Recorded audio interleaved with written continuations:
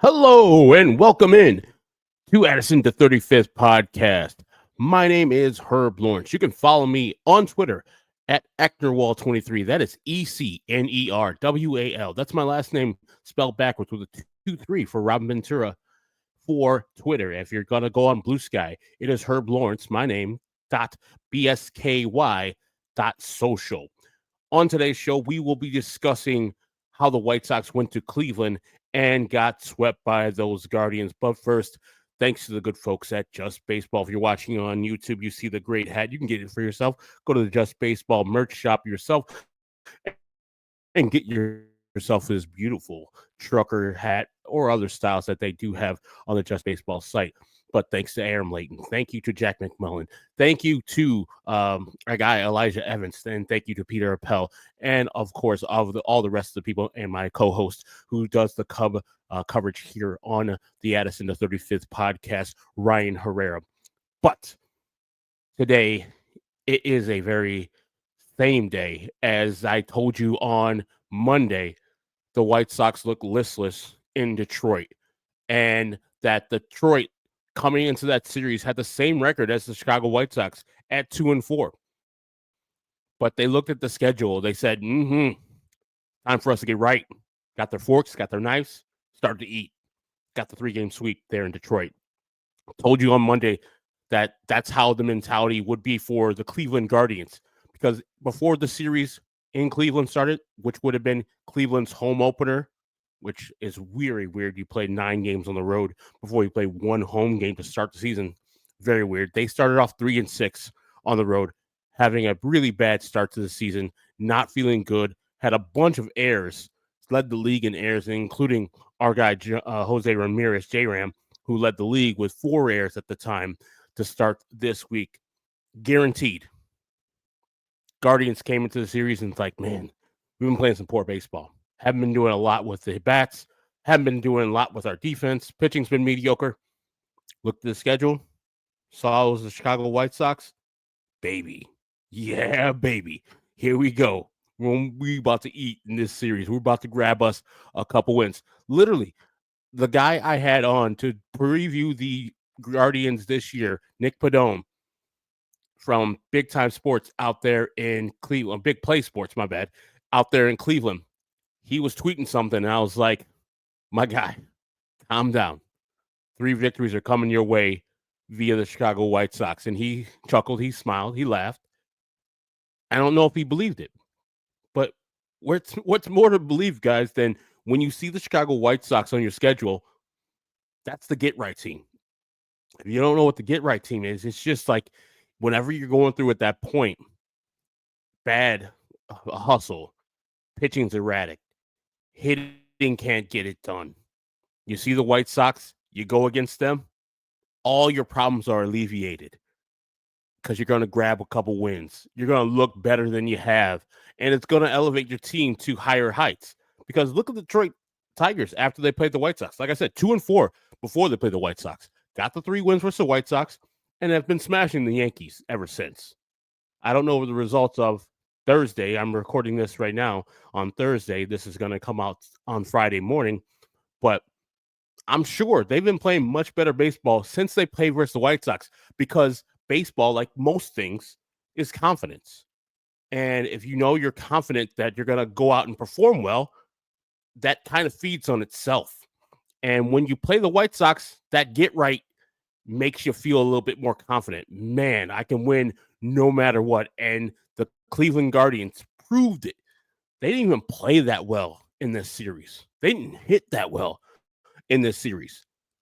They got 3 victories. Let's go down the line with you. On Tuesday night, or Tuesday afternoon, I guess it was, Cleveland's opening day. The White Sox actually pitched very well. You get quality outing out there. You're looking solid, but all you get is 2 hits. Nick Maton and Luis Robert. The only 2 hits the White Sox had all day. I think they drew 5 walks, which is encouraging. But no runs come across the plate at all. You get to the bottom of the 9th inning. You want to, for some reason, as I talked about earlier, put that sumbitch on the mound again. His name is Mike Clevenger. And he gets no outs in the ninth inning. None. Zero outs. Gives up 3 walks, including the game winner with the bases loaded. Like, what are we doing here? Like, why are we throwing out an erratic guy like Mike Clevenger to stem the tide so you can get to extra innings? I know he's the veteran out there, and you're trying to make fetch happen with him. Stop trying to make fetch happen. That guy is cooked. He's done. He's not a good pitcher anymore. And as you saw in that inning, couldn't get the ball over the plate. I think Nolan Jones, who was not hitting well at all, was the guy who got the game-winning RBI by not even taking the bat off his shoulder. You lose 1-0. The Cleveland Guardians in that game, while the White Sox only had 2 hits, the Guardians had 1 more. They had 3 hits that game. Won a game, scoring 1 run, getting 3 hits on Tuesday. So let's go to Wednesday's game. And yeah, the team kind of looked listless again offensively for the White Sox. But the positive, and I'll give you a sprinkle of positive every time I do this show, if I can find it, the positive is they did well versus one of the best, if not the best closer in the game in Emmanuel Clase. Got a couple runs off of him in that 9th inning, including where they got the bases loaded, I believe, and you get an RBI single from Miguel Vargas. Runner from third scores easily. Then, let's see. There's 2 outs. Sorry. There's 2 outs, bases loaded. Miguel Vargas is up. RBI single. Runner from third scores. You got a guy running the bases, rounding third. It's Mike Tauchman. Medium to average speed. But remember, Mike Tauchman missed the first couple games of the season because of a hamstring issue he had in spring training. Guess what? Blows that tire out. His hamstring is messed up again. He's thrown out from here to Timbuktu, 25 plus feet from home plate. Game ends like that. White Sox lose 3-2. You know how many hits the Cleveland Guardians had that game? If you were just listening a second ago, you can answer this question for me. Yes, 3 hits again on 3 runs on 3 hits. What are we doing here? The Guardians won a game where they had 1 run on 3 hits.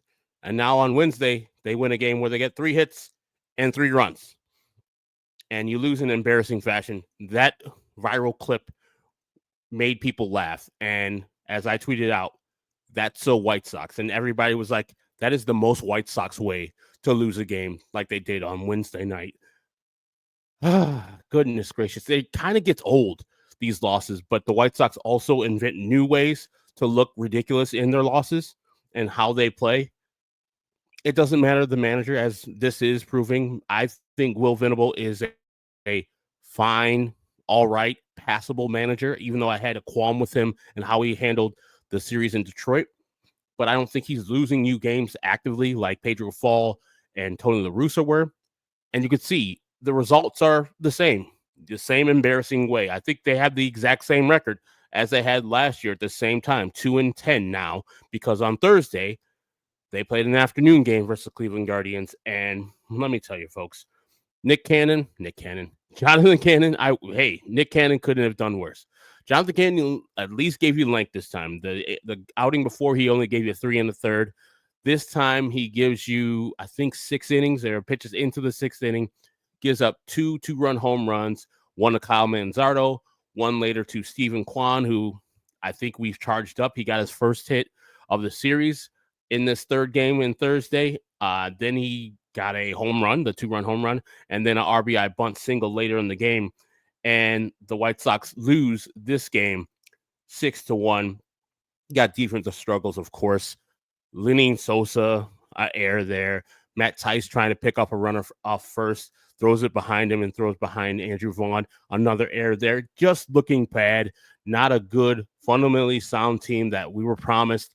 And that offense is just trash. It's not good at all. It is probably the worst offense I've seen a Chicago White Sox team throw out there ever. And that is saying something because I watched the 2024 White Sox. This offense is worse. Who are you depending on to score you runs? Andrew Benintendi? I got something from him a little later. Mike Tauchman, I got something from him a little later on.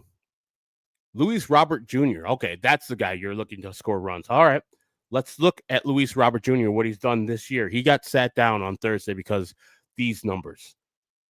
He's slashing 154 average, 244 on base, 179 slugging, no home runs for a 423 OPS. You know how many hits he has this year? I think he's played 11 games.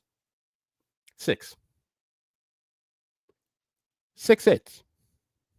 That's 6 more hits than you have, who are listening right now. That man gets paid $15 million and is thought to be a superstar. And he has 6 goddamn hits on the season. And I don't want to hear about laziness or any of that dumb arguments or dumb excuses. The man is not good at baseball. There's no reason he would be lazy in a year that is effectively his walk year, where he can get paid a lot more money or get signed by a team to pick up those $20 million options that he has for the next 2 years. If he is this player, no one's going to pick up those options at all. So I don't want to hear about lazy. He's just not good at baseball. He's still swinging at that outside pitch. He's that guy now. He's Javier Baez. How you throw the ball in the stadium, Luis Robert's going to be swinging at the ball. That's all it is this year. And the fact that he hasn't progressed from the player that he used to be to some better version of that, not even done maintain that player. He's regressed. He is the worst player right now than he's ever been.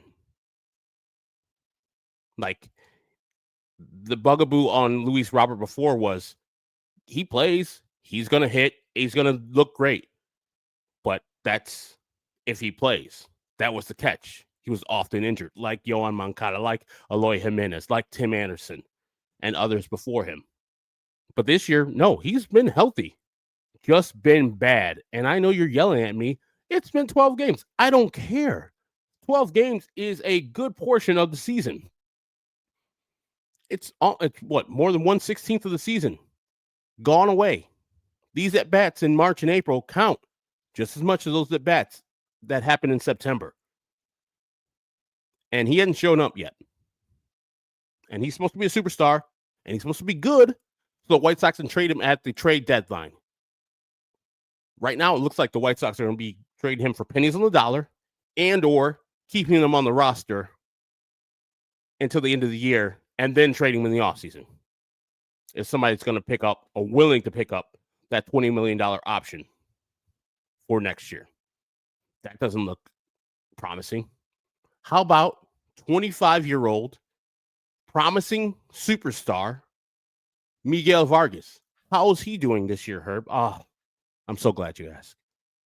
He is hitting 164, 265, 209 slugging for a 474 OPS. Bad. He has 7 hits, 7 more hits than you do.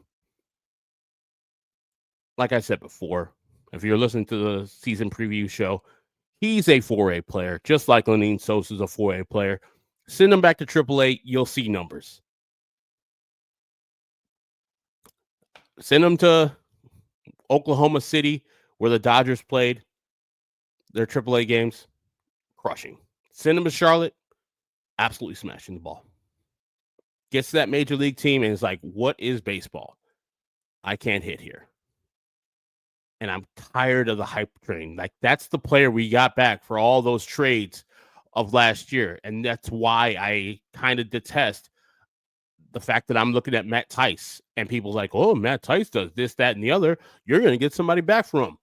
Players like Miguel Vargas back for him. I'm good. Well, we got Brandon Drury. He got re-signed for a minor league deal. We get that guy back. He's going to be good for us. So then we could trade somebody. Trade him for what? Juan Corella, who just got released by the White Sox on Thursday. We got him in a trade from the Yankees a couple years ago.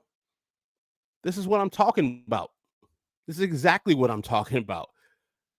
Starting these old players, these players that are going nowhere in their major league career, hoping for a great season for them, a great first half of the season, to trade them for disappointments from other rosters. And so they can come here and be disappointments for our roster and get mad playing time.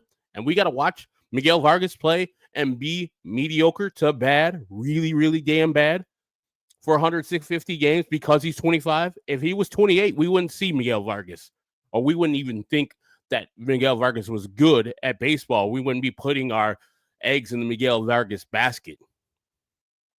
We'll be like, oh, we can get Miguel Vargas on some other team and get some players back if he was 28. But since he's 25, we got to think he's the future. And he's not. I've seen enough. It doesn't take a whole day to recognize sunshine, as the great poet Common once said. He's not good. And speaking of a guy that's played a long time and has never been good at baseball, even though every time there's a White Sox truther and an Andrew Vaughn truther out there saying, well, give him time. He was this, that, and the other. He was the Golden Spikes Award winner in college. Yeah, in college. Guess what he is in the major leagues?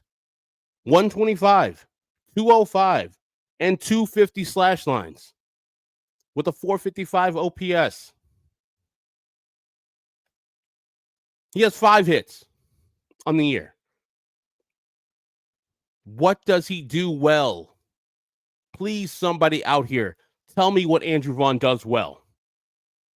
I'll wait for you to tell me one thing he does well.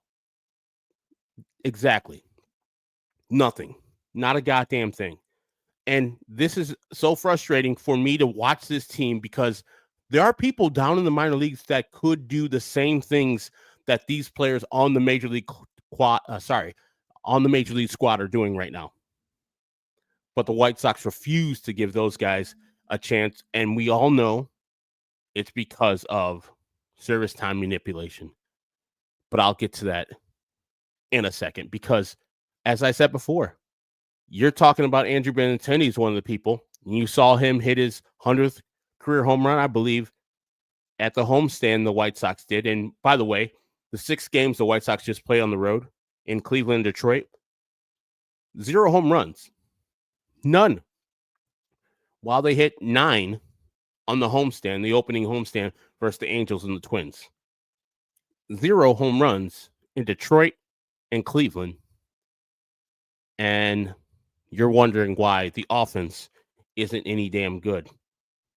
Andrew Benintendi, he went out with the adductor injury. He's on the IL. Mike Tauchman, as I talked about before, was rounding third base. His hamstring caught up on him. I know how that feels. If you've seen the viral video, you know how that feels. And he's on the IL now. And Corey Lee, I think he went down with an ankle injury. He is on the IL now. You would think, all right, you got a outfielder, another outfielder, and a catcher out there. So you need to replace him with an outfielder, maybe a DH, and another catcher. Cool. Let's go down to the minor leagues and get those guys replacements. Who's doing well in the minor leagues? You would think that would be the mentality. Like, all right, our good players just went out. 3 of our good players went out offensively. Let's get some good offensive players down from the minor leagues that play those specific positions to replace them. That's what you would think. These are Chicago White Sox. They fooled you. No. They went and replaced those players, Tauchman, Benintendi, and Corey Lee, with something called Joshua Palacios. I don't know. I've never heard of this person before today. Greg Jones, who is hitting 129, 270, and 258 down in AAA. Never heard of him before either. And a guy I've heard of is Omar Narvaez. He was in AA Birmingham because the 2 big-time catching prospects in Teal and Carroll are in AAA. So Omar Narvaez was taking up all the catching duties down there at AA Birmingham and not doing well himself. So those are the three guys they replaced Tauchman, Benintendi, and Lee with. None of them played on Thursday, I don't believe. And it just so frustrating to see that they're playing these service time manipulation games. And according to a couple people, the service time year accrued thing ended on Thursday. So on Friday versus the Boston Red Sox, if they truly wanted to, if they were people who wanted to bring up players that earned the right to be on the major league squad without accruing a year on your service time, so you can get 7 years out of a minor league player instead of 6. Chase Mydroth has earned that, and you've heard me talk about him. He's doing well down the AAA. 267, on base at 450, slugging 600. Or for Corey Lee, who just got hurt, they can bring up prospect that's been playing well ever since they got him from the Angels a couple years ago, and his name is Edgar Caro. He's hitting 371, on base 500, and slugging 486. Like, why is he not on the major league roster playing all the games instead of Matt Tice? Matt Tice is no great chicks. Not good at all. It should be Edgar Caro and or Kyle Teal. And if they wanted to go for a major league outfielder that's actually been with them for the last couple of years, Corey Jokes is doing well in his last, 7 games? I think he's only played 7 games down there in AAA. He's doing well, and he has major league experience. They could have brought him up instead of the 3 jokers they brought up to the major league roster. He's just a joke right now. Corey Jokes is no spring chicken himself. He's not a prospect. That would have been a better move than a guy in Joshua Palacios, which you've never heard of in your life. At least Corey Jokes knows Major League Baseball. He's been on the White Sox roster. He would have the whole situation all down. And I just don't know. I'm tired of getting on this microphone and saying similar things that happened the series before. At least make it interesting. Make these games fun. They're boring. We know that at-bats are going to be boring. They're not going to hit the ball over the fence on the road, apparently. That can only happen at Guaranteed Rate Field or Sox Park, whatever you want to call it. But I'm tired of cracking mic and bitching about this shitty team. And I'm sorry if you have children listening, but that needed to happen. I need to explain exactly what this team is, and that's what they are. They're 2-10. They used to be tied for first place at 2-4. 6 losses later, these are your Chicago White Sox. They've shown up, and this is the team that they're going to beat. Folks, it's not going to get better because this weekend at Guaranteed Rate Field /the Rate /Sox Park, it's the Boston Red Sox coming into town. All those decent hitters. The youngster, Campbell, coming into town. A guy that was widely rumored to be traded, Wilyer Abreu, having a good year, coming into town. Man, Jarren Duran, good hitter, good young hitter, coming into town. This is going to be a bludgeoning. I don't know if the Red Sox need to get right, but they won't get right with their bats.